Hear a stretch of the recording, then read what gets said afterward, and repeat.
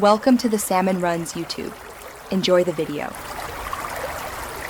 You'll start by getting the required tools so everything later runs smoothly. First, install Xcode from the App Store and sign in with your Apple ID to enable a free development team. Next, open Terminal and run Xcode select install to get command line tools. These provide compilers used by Flutter plugins. Also install Homebrew so you can add utilities. Then download and unzip the Flutter SDK and add its /bin to your path so Flutter commands work immediately. Once done with basics, configure Xcode to work with Flutter plugins and iOS builds. Open Xcode to finish component installation and then run sudo xcode build license in Terminal to accept the license. Make sure to switch active developer directory with Xcode select switch/applications/Xcode. App.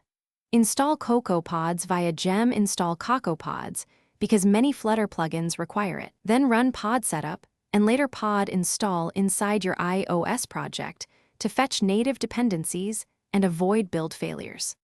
You're at the finish line, verify the simulator and run your app. Open the simulator from Xcode's developer tools and check Flutter devices to confirm the emulator appears. Create a sample app with Flutter Create My App, change into that folder, and run Flutter Run to build and launch.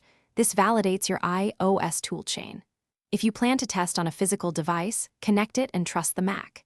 If things go wrong, reboot, run Flutter Dr. V, and rerun pod, install to resolve most issues. Thanks for watching.